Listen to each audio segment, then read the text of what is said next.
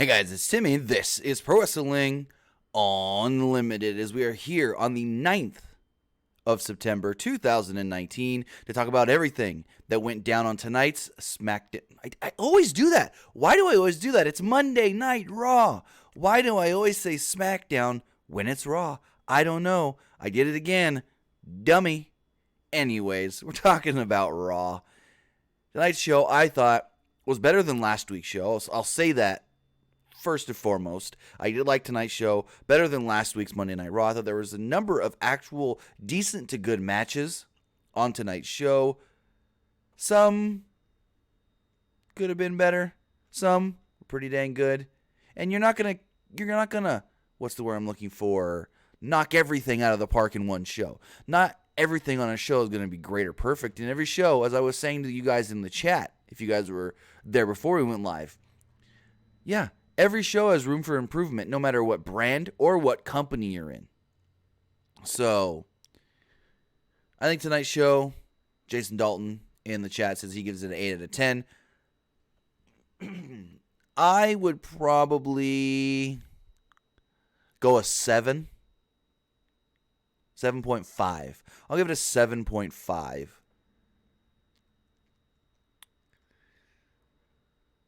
Because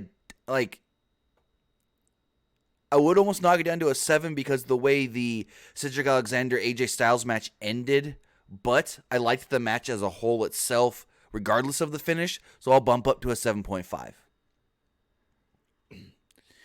Just seeing who's here with us so far in the live chat. We do got Joe Decker, Stephen Florence,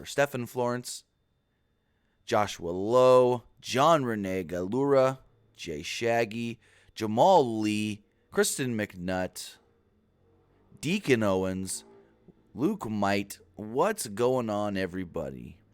Let me know in the chat if you're here live, in the comments below if you're watching later, what you thought of tonight's show. Jamal Lee says, I see no Enzo, even though he apparently bought a ticket. Yeah, who knows what's going on with that? Enzo likes to tease things all the time. I think he teased last time. So he showed up that one time at the Staples Center in Los Angeles. Then the next time they were in Barclays Center, he teased showing up there, and he didn't do anything. So it's Enzo. He likes to be a little tease. I think if Enzo showed up at all for security to kick him out, we would have known. So I don't think Enzo showed up at all. Just to be 100% completely fair and honest. Excuse me. So, just looking at the chat, if you do want to text in, we'll be taking calls afterwards, after we get through the review. But if you do want to text in and give me your thoughts of tonight's Monday Night Raw, you can do so at 510-906-1341. Again, texting your questions and concerns and comments to 510-906-1341. Also, if you want to make sure that your comment gets read in the live chat, hit us with a super chat donation.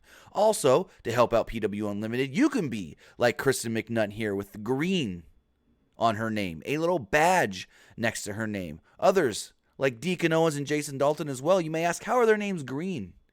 Well, it's because they are member subscribers. All you have to do to become a member subscriber is go down there to where it says subscribe and hit the join button. As a member subscriber, you will get exclusive content here on the PW Unlimited YouTube channel, exclusive and early access, just like last week when we put up our countdown video of the best Intercontinental Champions of all time. That went up 4 days early for member subscribers. Also, a couple weeks back, we put up our history retrospective of Adam Hangman Page. Again, those member subscribers, they got it first.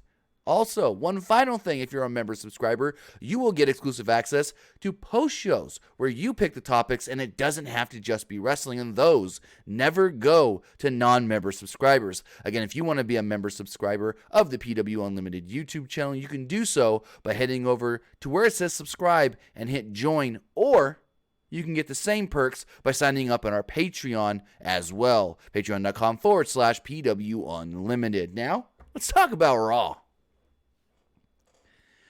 So tonight's Monday Night Raw kicked off with Stone Cold Steve Austin. Austin came down looking like he was all kinds of happy to be in front of this crowd in Madison Square Garden. They usually start with the announcers welcoming us, saying we're here from lovely blah, blah, blah, blah, blah city. But no. They, for about 30 seconds, maybe 60, pan the crowd, and no one was talking, no nothing. I'm like, ooh, well, this is different. And Austin's music hits. So Austin comes down. Crowd erupts, of course. Shooting all sides of the arena. Michael Cole finally claimed that the building is sold out, which I'm not sure if the building was actually sold out. I think Austin said there was like 18,000 people there. I don't know if that's true because I saw tickets still on sale as of this weekend on Ticketmaster. Now, if it was only tickets on like StubHub, that'd be different. That would be considered a sellout. But if there's still tickets on Ticketmaster, that was not an actual complete 100% sellout. So Austin comes down, immediately drank some beers. He said that he was told that it's been 20 years since he's been inside Madison Square Garden. I didn't realize it's been that long. I really don't think it's been that long, but it made it seem better. Crowd loudly yelled, "What?" during his promo. Austin recalled fighting here at Survivor Series against Bret Hart and got goosebumps when Hart's music hit. He also talked about giving Vince McMahon the first ever Vince McMahon stunner in Madison Square Garden, as well as his match against The Undertaker at Survivor Series. He even mentioned Earl Hebner after he got knocked out.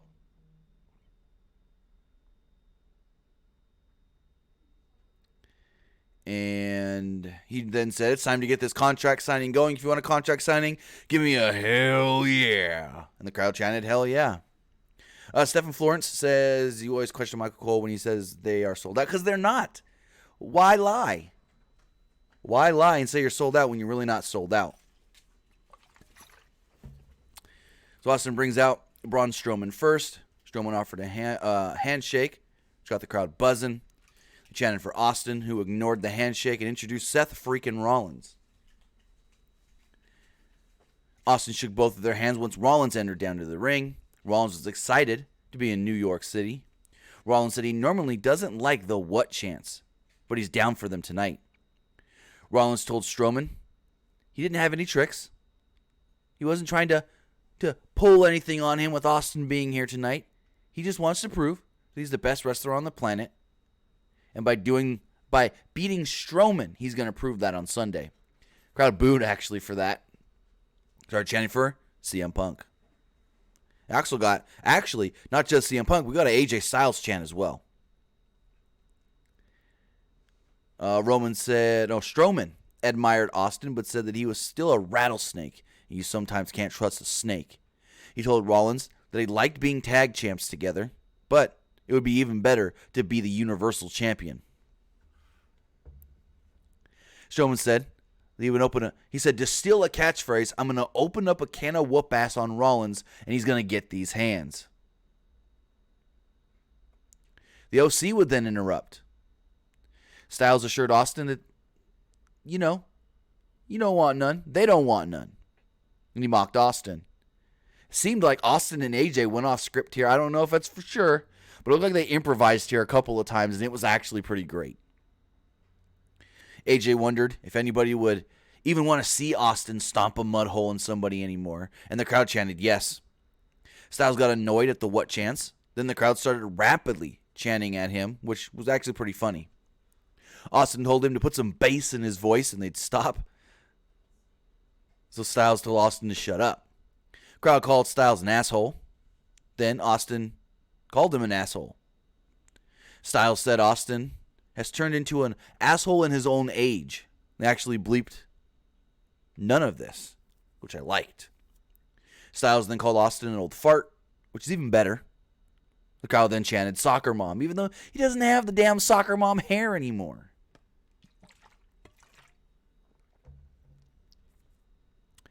Austin then cleared the table in the ring as the OC came down and got in the ring. Rollins and Strowman attacked the OC. Strowman took out Carl Anderson and Luke Gallows, but Styles avoided a stomp from Rollins. He got tossed from the ring. Crowd buzzed, going nuts here, because Austin was right behind him. Austin then gave Styles the finger and hit him with a stunner. Crowd again popped huge. Shaggy, no. AJ does not have a mullet. Trust me, I know what a mullet is. AJ just got long hair. That is 100% not a mullet. You want to see a mullet? Go look at Brian Pillman Jr. That's a freaking mullet. Great segment here. I loved everything. Austin was great. AJ was great. Austin and AJ back and forth was just perfect. They then plugged The Undertaker for tomorrow on Smackdown. So after commercial break, AJ was still in the ring because he had a match with Cedric Alexander. Styles was seated in the corner following the break. Then Alexander ran down as quick as he could to take advantage of a stun to AJ. Alexander was in control early and hit a flip dive to the outside. Styles caught him with an arm, wrenched it over the top rope, and had a break for the 5 count. After commercial break, Alexander came back with a Michinoku driver, and they're still playing up that he had the shoulder injury from last week, and so he hit this Michinoku driver with one arm. Alexander hit a back elbow and an enziguri. Then Anderson and Gallows would come down after about 8.5 minutes and cause the DQ. Viking Raiders would then run out to make the save. Very unexpected. They helped Alexander clear the ring and gave Anderson the Viking experience. Crowd chanted war to their music. It's backstage. Sasha Banks and Bayley cut a promo on Becky and Charlotte. Bayley said that there was no stronger connection than the two of them. Banks said that Lynch and Charlotte could take that to the bank. Lynch and Charlotte were shown getting ready elsewhere, and Lynch stared a hole through Charlotte the entire time. Bray Wyatt then randomly said, hey, there's going to be a new Firefly Funhouse later.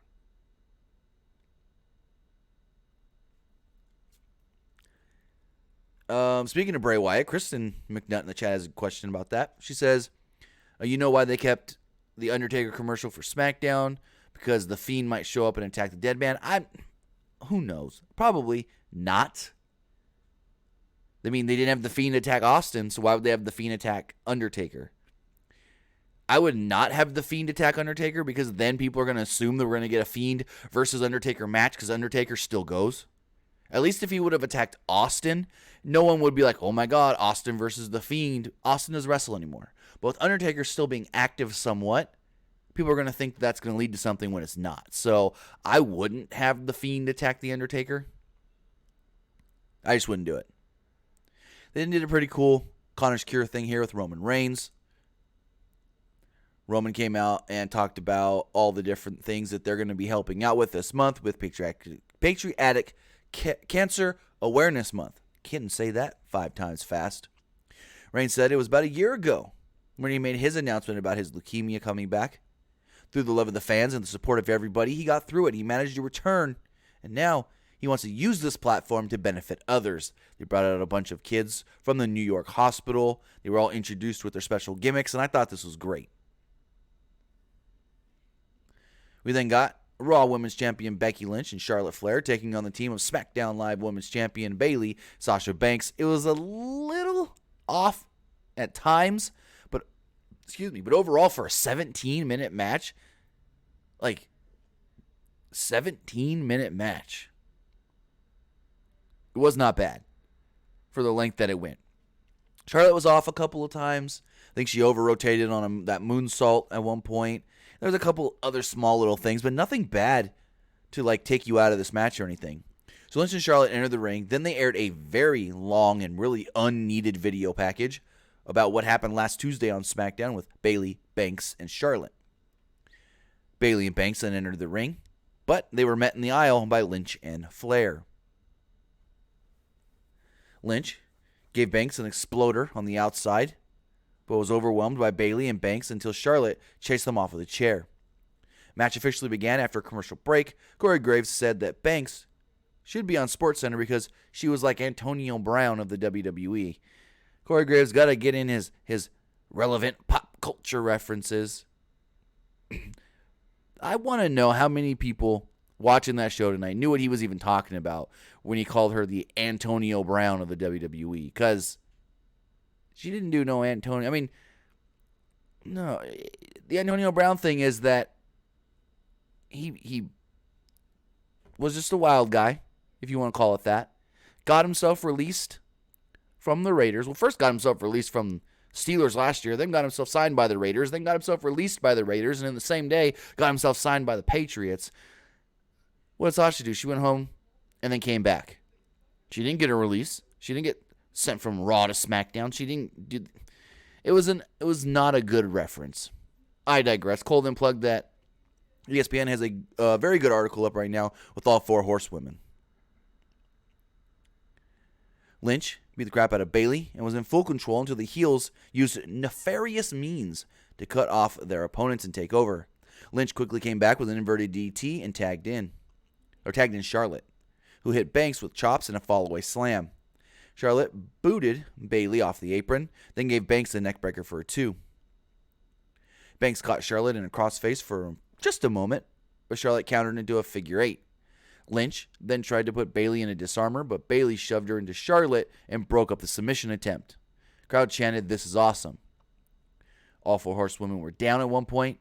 Banks then took out Charlotte with double knee strikes to the outside, or as Michael Cole just loves to yell, Meteora, because that's Michael Cole's new favorite word over the last 6 to 8 months.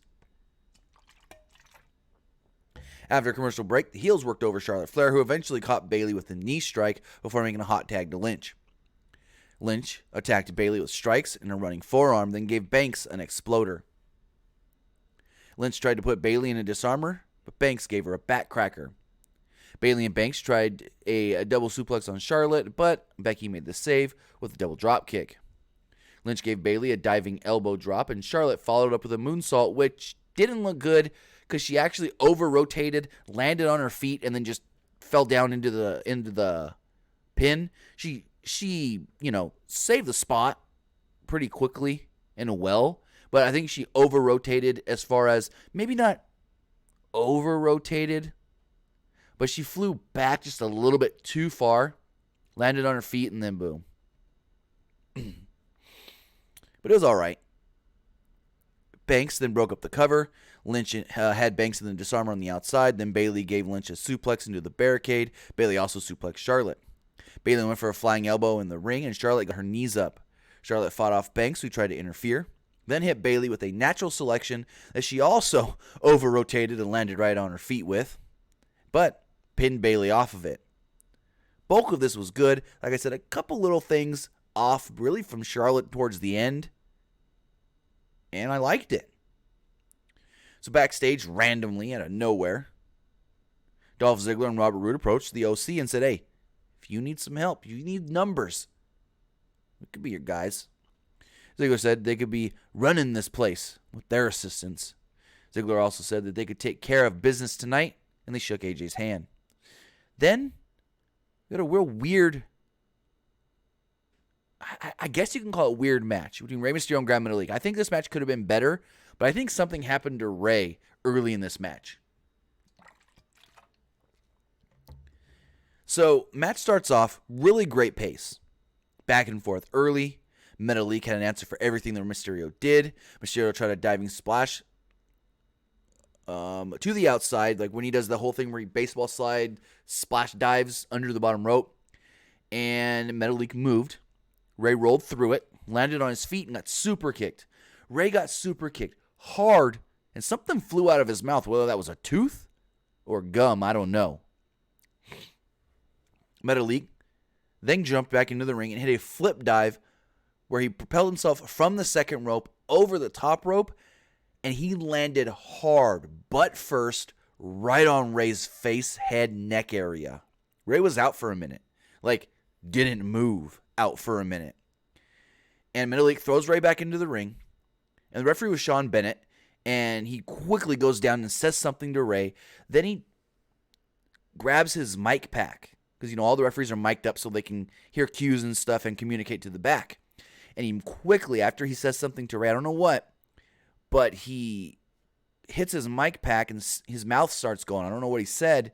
And the match goes on, but the pace from here was a lot slower than what it was before this. Mysterio used a head scissor takedown, seated senton, and a springboard crossbody, but Metalik came back with another super kick and a springboard drop kick. With Mysterio sitting on the top rope, Metalik leaped off the ropes and hit a Hurricane Rana for a 2. Mysterio followed it up with a nice code red for a 2. Mysterio then caught Metalik with a 619 and a frog splash to win the match. After the match, Sean Bennett, the referee, asked Ray at least 5 or 6 times, "You okay? You good? You okay? You okay?" And Ray's like, getting his composure. He's like, "Yeah, I'm fine. Went over there, helped Metalik up, showed that sportsmanship, and there we go. Excuse me. Good match. I feel like it may have been cut a little short because of what happened to Ray. I don't know if Ray got hurt or anything, but we'll have to wait and see what happens. I think Ray may have got hurt when he got just his face just smashed. And it almost looked like he got his tooth knocked out off that super kick. Because, like I said, something flew out of his mouth that was square, rectangular, and white. Whether that was a chiclet, piece of gum, or a tooth, we'll have to find out. They had a replay, for some reason, of Strowman putting Sami Zayn into a dumpster last May. I guess because it was a sponsored clip and they wanted something funny. They then said that, hey, later on tonight, 10-man tag, Viking Raiders, Raw Tag Team Champions, and Alexander against the OC, Ziggler, and Rude.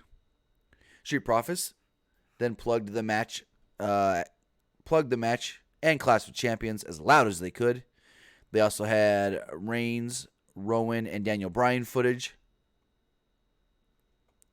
We then got a 14-minute triple threat King of the Ring semifinal match where the winner would go on to the finals against the winner of the the SmackDown semifinals tomorrow. And I thought this was a good match as well. Even Corbin did not look bad. I did not like how many times throughout the entire match they had to keep telling us, well, this is the first time we had a triple threat match ever in a King of the Ring tournament. This is the first time ever King of the Ring triple threat. Excuse me. So Joe got a big reaction here, like better than anybody on the show probably, except for Austin. Most of Corbin's entrance was through a break. Ricochet got a okay reaction for his entrance. Ricochet was all over both guys early, hitting multiple dives. Then they went to break about 2 minutes in. Small section of the crowd after the break was chanting for Corbin, surprisingly. Majority of the crowd was chanting Corbin sucks, though. Corbin caught Ricochet on the outside and drove him into the post. And he drove him to the post in a weird way. It was like Corbin was standing, and Ricochet had him in like an arm triangle kind of deal. So Corbin took his arm and just swung it up. Just swung his arm up as hard as he could. Ricochet went face first into the post. Joe then took out Corbin with a suicide dive and also drove Ricochet face first into the post. Joe gave Corbin an inverted atomic drop, big boot, and a senton, but Ricochet broke up the pin attempt. Joe then gave Ricochet a power slam for a 2.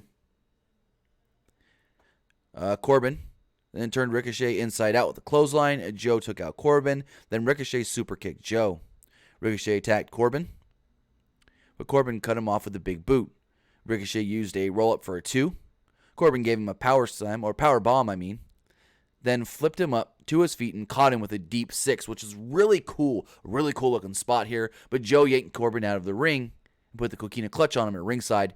And he had that coquina clutch on for a while. Corbin kept trying to back him into the ring post, back him into the barricade, back him into the side of the ring, just trying to do everything to break this up. Finally, the two guys fell at ringside down to the floor, and Ricochet wiped them all out with a shooting star press off the apron. Joe then avoided a 630 attempt from Ricochet inside the ring, and he put Ricochet in a coquina clutch. Ricochet quickly countered out of it, though, with a code breaker that they now call the recoil, because you can't call it a code breaker. That's Chris Jericho's move. Ricochet then hit the 630 once again on Samoa Joe, but Baron Corbin would yank him out of the ring, toss him over the barricade into the front row, jump into the ring, and pin Samoa Joe for the victory. Corbin wins, steals the victory. Every guy in this match looks good. Corbin moves on to the finals of the King of the Ring. So that leads me to believe that tomorrow we will be seeing Chad Gable winning for SmackDown. I think Gable's winning because if we look at every King of the Ring match we've had so far this year, minus the triple threat, they have done their damnedest making sure it was all heel versus face, heel versus face, heel versus face. So they're not going to change that for the finals. Well, I really think it's going to be probably Chad Gable beating Elias tomorrow.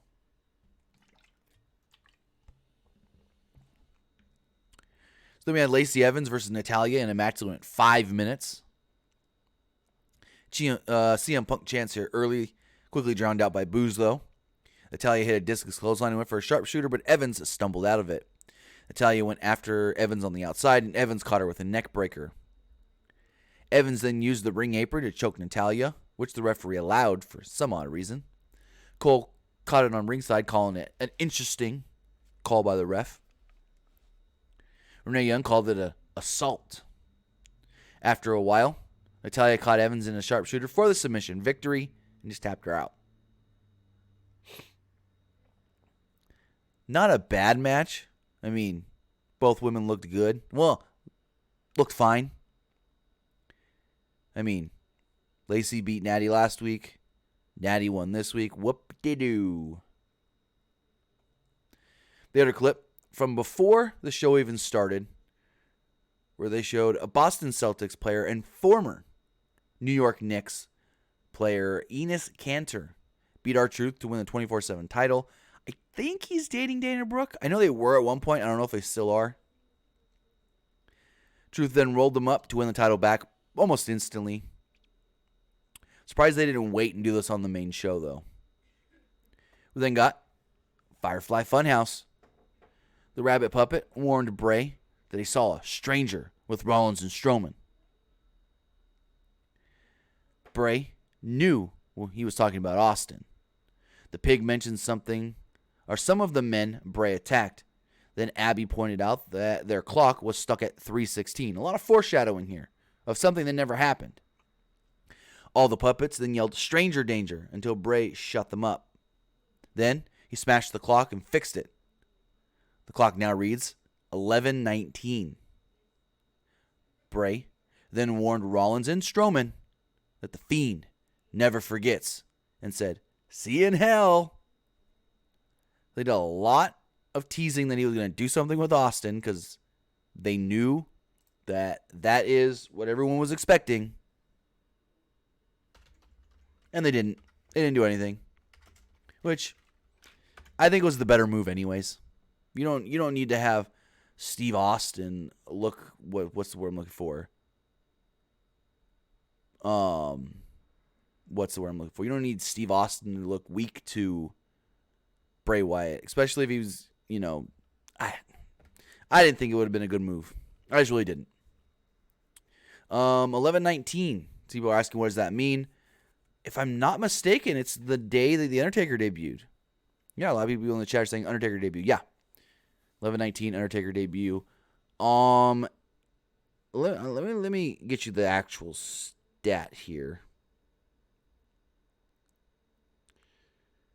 Because it wasn't even, because everyone thinks that Undertaker debut, his first debut, was at Survivor Series, but it wasn't. It was actually the tapings of Superstars on November 19th, 1990, which was 11:19, which is why people may think he's going to do something with The Fiend and Undertaker tomorrow on Smackdown, but I don't think so.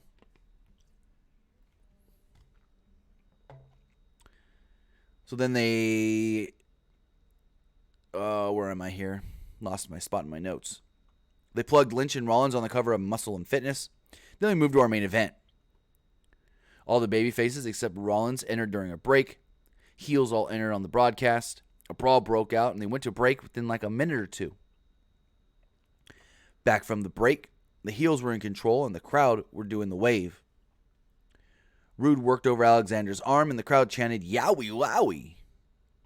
Rollins tried to get the crowd back into the match, but it didn't really work. Alexander hit a back elbow and made the hot tag to Rollins, who hit Anderson with a sling blade, springboard knee, and a Falcon Arrow, but Rude broke up a pin attempt. Everyone came in and traded moves. Styles gave Ivar a phenomenal forearm. Then Rollins gave him a super kick. Rollins then hit dives, and Strowman hit running shoulder tackles. Strowman hit the running shoulder tackle. So what happened was Rollins dove on Gallows. Then Strowman hit him with a shoulder tackle. Then Rollins jumped back in the ring, hit Anderson on the other side, shoulder tackle, bada boom, there you go. And I wanted to say, how do I phrase this? Strowman running around the ring for that shoulder tackle, he looked better than he has in recent months, because you can tell over the last couple of months that he had slowed down and that his knees were bothering him, but he looked better in running around the ring tonight than he normally does.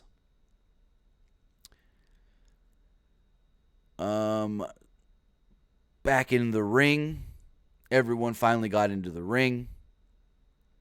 They all brawled for a little while. Strowman then gave Anderson a power slam, but Rude and Ziggler. So Strowman gives Anderson a power slam and goes for the pin. Seth's in the ring trying to stop anybody from breaking up the pin attempt, and he gets knocked over by both Rude and Ziggler. Falls on top of Strowman. Cover gets broken up, and Strowman looks at him like, hey, I had him beat. What was that all for? And Seth was like, it wasn't me. Well, I mean, it was me, but I got knocked down. And they go from there, whatever. It was a mute point. I don't know why Strowman would think that Seth did that on purpose. Anyways, they argued for a minute, and we went to break with about 10 minutes left in the show. Back from the break, they are added for table for 3, though there's still a match going on. The Heels worked over Rollins until he eventually gave Rude a blockbuster. Rollins gave Ziggler a buckle bomb and tagged in Strowman. Strowman ran over Styles, but Styles avoided a charge, and Strowman went shoulder first into the post. Eric tagged himself in and gave some offense until Styles gave him a Pele kick. Ivar tagged in and ran over Styles, then took out a pile of men with a dive on the outside. Alexander then gave Styles the lumbar check and pinned him 1-2-3 in the middle of the ring. Yes, Cedric Alexander has pinned the WWE United States Champion. This, I can probably say with 99.99999% positivity that the two will fight for the U.S. title come this Sunday, Clash of Champions. Then, as the match was over, Austin's music would hit again. Austin would saunter down to the ring, well, maybe more like a jog down to the ring, asked for beers to be thrown to him. He gave 1 beer to each of the baby faces in the ring, and they all drank at the same time. And my first thought was, I bet you Braun Strowman wished that was a White Claw and not one of them Stone Cold IPAs. Because if you ever see Braun Strowman hanging out on his Instagram drinking, he's always got a case of White Claw. Always. And that's how Raw went off the air, with all the baby faces drinking with Austin. Apparently, after the show went off the air, they had a little more fun, and Austin stunned AJ in the middle of the ring again.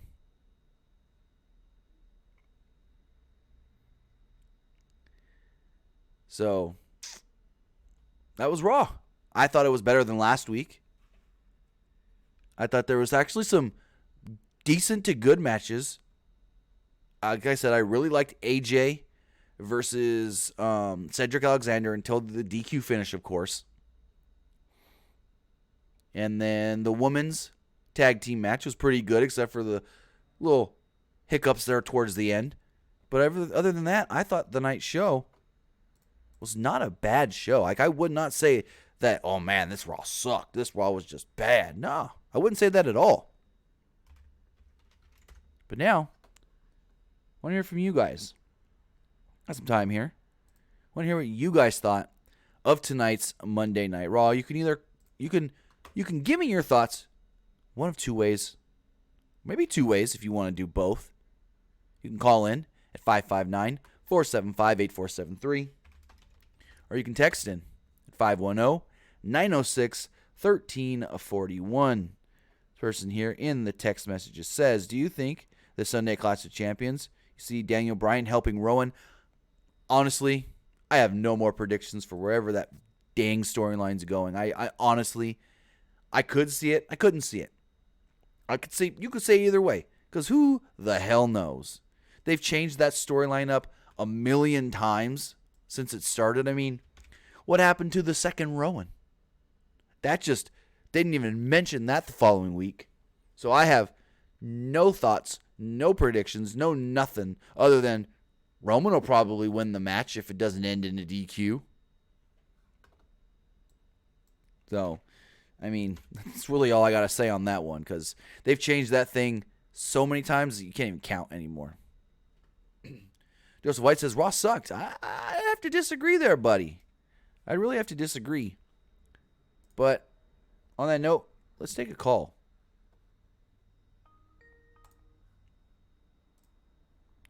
Calling on the air, what's going on? Calling on the air, what's going on? Hi, Tim. How are you today? Pretty I have good. A question, Go actually. for it.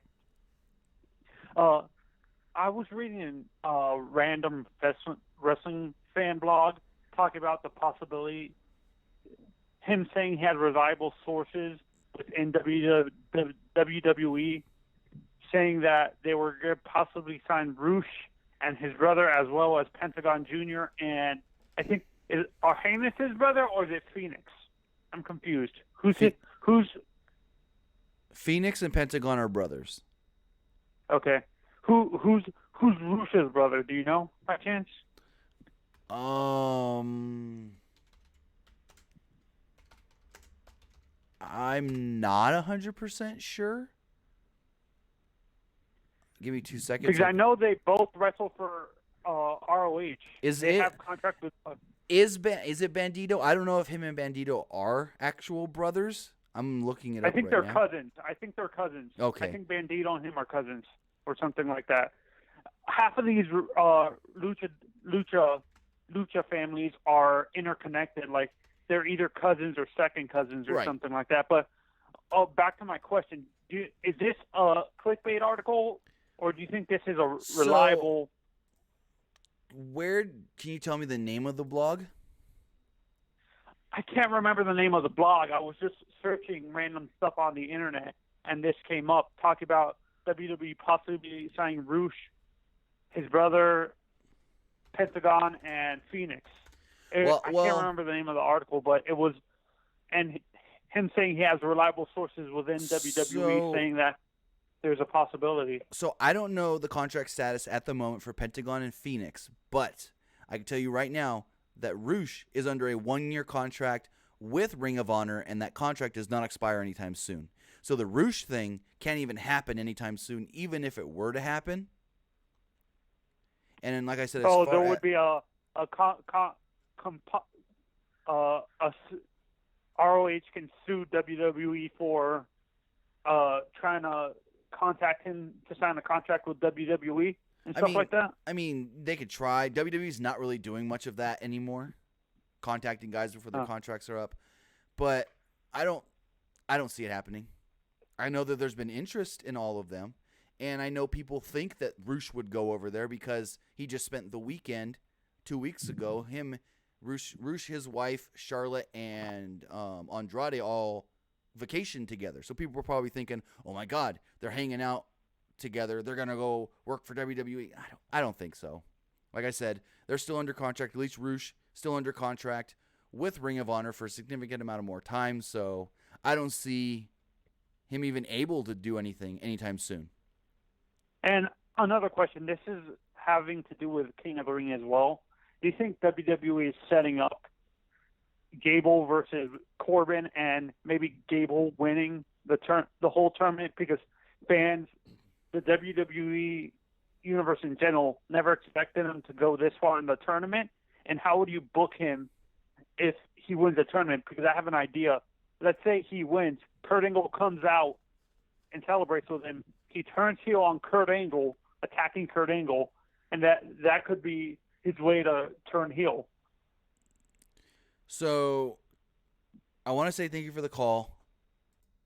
I've been saying Chad Gable's going to win this for about 2-3 weeks now. I said it earlier. With Corbin making it to the finals, Gable's got to win tomorrow. Now, as far as Gable turning heel, I wouldn't do it at all. I think they got too much stock in Gable as a babyface. With everybody, what do you call it? Just talking down to him, doing the whole shorty thing. You can't turn him. You can't turn him heel now. It just wouldn't work. It would be dumb and not the right call. So, I wouldn't turn him heel.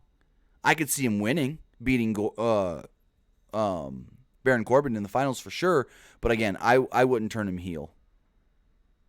As far as how I would book him after he would supposedly win, I mean, I have no faith. We see guys win tournaments and different things. I mean, look at Braun Strowman when he won the Greatest Royal Rumble. They gave him a belt, and the belt was gone within like 2 weeks. And they didn't even mention it anymore. So I really don't know what they would do with the winner of the King of the Ring, or what they would do with, if they were to have said the winner gets this, a title shot, the winner gets an opportunity at the, secondary champion of their brand, the IC or the US champion. Maybe the winner gets a WWE title match, but they didn't say any of that. So I have no faith in them doing anything of significance with the winner anyways. But let's take another call. Caller, you're on the air. What's going on? Hey, Tim, what's going on? Not much. Yourself? Oh, I'm pretty good watching some Monday Night Football, listening to the show.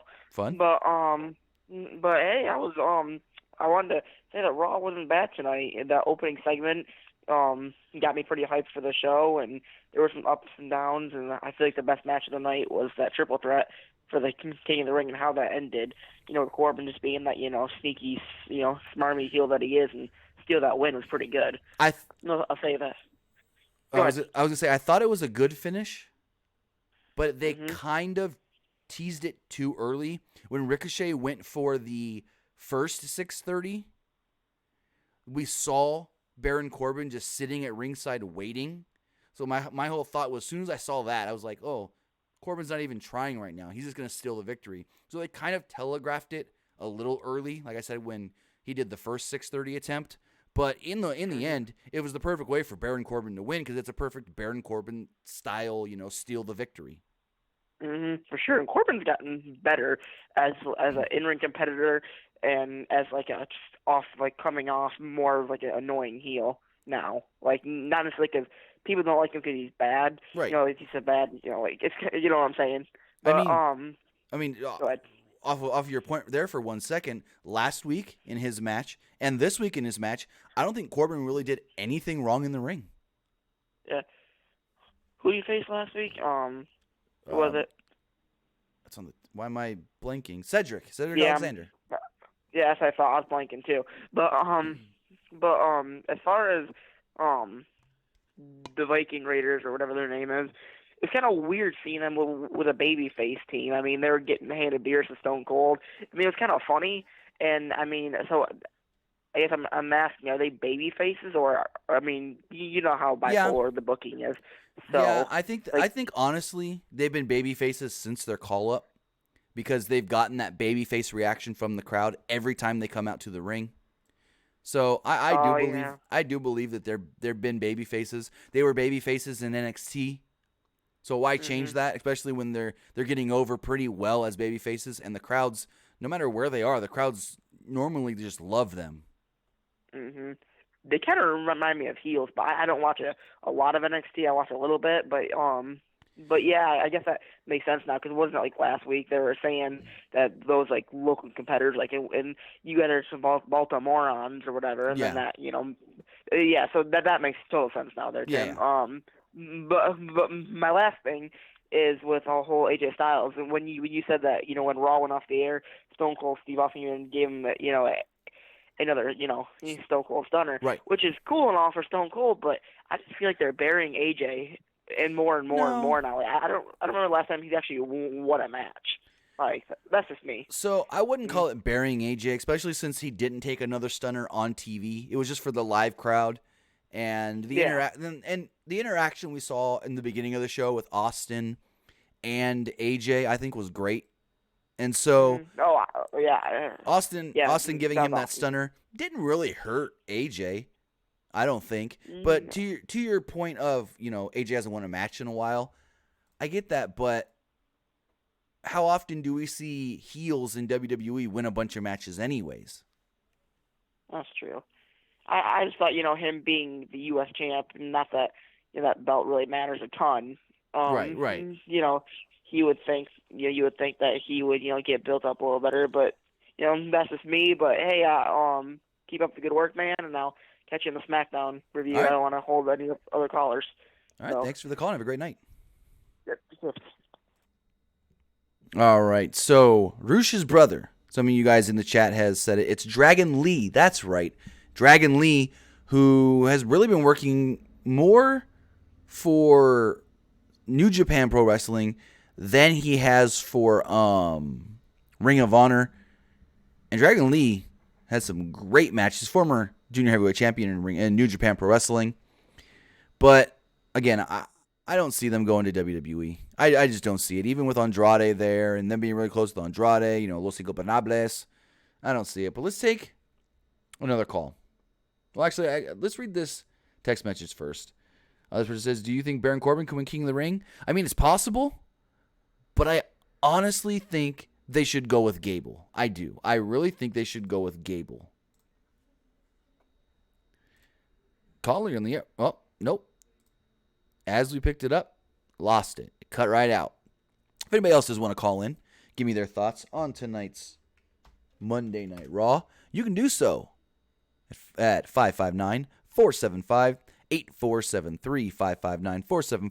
559-475-8473. You can also text in at 510-906-1341. Again, that's a text at 510-906-1341. Person here says, looks like a video with Corbin and Cone in the back. The referee, John Cone. Also, do you see Bray showing up and attacking Seth Braun after their match? I think they should have Bray Wyatt, or quote-unquote, The Fiend, come out and attack whoever wins the match at Clash of Champions to solidify their match going forward to Hell in a Cell. I think they should do that. Whoever wins, they're celebrating in the ring, and all of a sudden the lights go out. There's Bray. Hit him with his sister Abigail. Put the mandible claw on him. Bada boom. There you go. Vince McMahon, AEW, no. And I'm also going to ban you from the chat for even asking that, because we don't tolerate that stuff here. We just don't.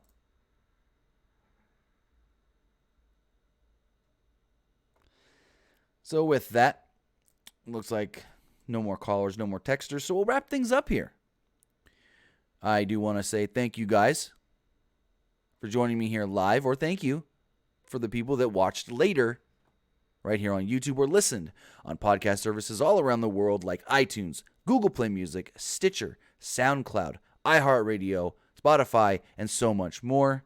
You follow us on Facebook, facebook.com/Pro Wrestling ULTD, on Twitter at PWUnlimited. Follow us on Instagram, Pro Wrestling Unlimited, and follow me at Timmy Buddy. We'll be live again tomorrow night following Smackdown Live. Have a good night, guys, and we'll see you tomorrow.